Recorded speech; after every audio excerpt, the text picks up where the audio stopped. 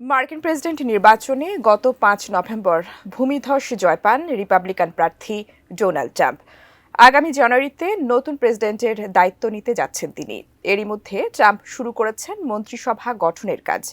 এরই ধারাবাহিকতায় নতুন অর্থমন্ত্রী হিসেবে স্কট ব্যাসেন্টকে মনোনয়ন দিয়েছেন ট্রাম্প। প্রশ্ন হচ্ছে, কে এই স্কট ব্যাসেন্ট? বিস্তারিত দেখুন শেখ ফরিদের রিপোর্টে। নির্বাচনে জয়ী হওয়ার পরপরই নিজের প্রশাসনের জন্য শীর্ষ মুখগুলোকে বেছে নিতে শুরু করেন নবনির্বাচিত মার্কিন প্রেসিডেন্ট ডোনাল্ড ট্রাম্প। বিশ্লেষকরা বলছেন, ট্রাম্প তার কাছের এবং বিশ্বস্ত ব্যক্তিদের বেছে বেছে প্রশাসনে জায়গা দিচ্ছেন। তবে ট্রাম্পের মনোনীত অনেককে নিয়ে সমালোচনাও হচ্ছে বেশ। ট্রাম্প এখন পর্যন্ত পররাষ্ট্রমন্ত্রী হিসেবে বেছে নিয়েছেন একসময়ে প্রতিদ্বন্দ্বী মার্কো রুবিওকে। প্রতিরক্ষা মন্ত্রী হিসেবে তিনি পছন্দ করেন ফক্স নিউজের উপস্থাপক ও সাবেক সেনা কর্মকর্তা পিট হেগসেথকে। সরকারি কর্মদক্ষতা বিভাগের নেতৃত্ব দিয়েছেন ইলন মাস্ককে। আর তুলসী গেবার্টকে বেছে নিয়েছেন মার্কিন জাতীয় গোয়েন্দা সংস্থার প্রধান হিসেবে। শেকড় থেকে শিখরে। এছাড়া ম্যাট গ্যাটোজের বিতর্কের পর অ্যাটর্নি জেনারেল হিসেবে ট্রাম্প বেছে নিয়েছেন পাম বন্ডিকে। এবার নতুন অর্থমন্ত্রী হিসেবে ৬২ বছর বয়সী স্কট ব্যাসেন্টকে মনোনয়ন দিয়েছেন রিপাবলিকান এই নেতা। ট্রাম্পের দ্বিতীয় মেয়াদে শীর্ষ কর্মকর্তাদের নির্বাচনের মধ্যে অন্যতম গুরুত্বপূর্ণ পদক্ষেপ এটি।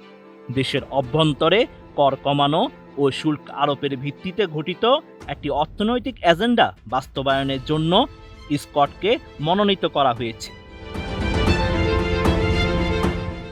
মার্কিন নতুন এই অর্থমন্ত্রী সম্পর্কে ট্রাম্প জানান, বিনিয়োগ, ভূরাজনীতি ও অর্থনৈতিক কৌশলের ক্ষেত্রে বিশ্বব্যাপী অন্যতম প্রধান বিশেষজ্ঞ হিসেবে পরিচিত স্কট।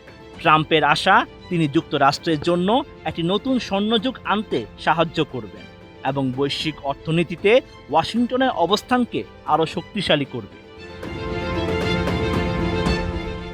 বিশ্লেষকদের ধারণা, ব্যাসেন্টের মনোনয়ন যুক্তরাষ্ট্রের ব্যবসায়ী ও আর্থিক মহলের জন্য অত্যন্ত গুরুত্বপূর্ণ, বিশেষ করে শুল্ক আরোপের মাধ্যমে বৈশ্বিক বাণিজ্য সংস্কারের পরিকল্পনা এবং ট্রাম্পের প্রথম মেয়াদে চালু হওয়া কর কমানোর নীতি সম্প্রসারণের ক্ষেত্রে ব্যাসেন্টের মনোনয়ন সহায়ক হবে। ওয়াল স্ট্রিটের শীর্ষ বিনিয়োগকারী হিসেবে পরিচিত স্কট ব্যাসেন্ট একসময় কাজ করেছেন মার্কিন ধনকুবের জর্জ সোরাসের প্রতিষ্ঠানে।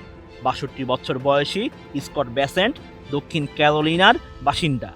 ১৯৮৪ সালে তার জন্ম। পড়াশোনা করেছেন ইয়েল বিশ্ববিদ্যালয়ে।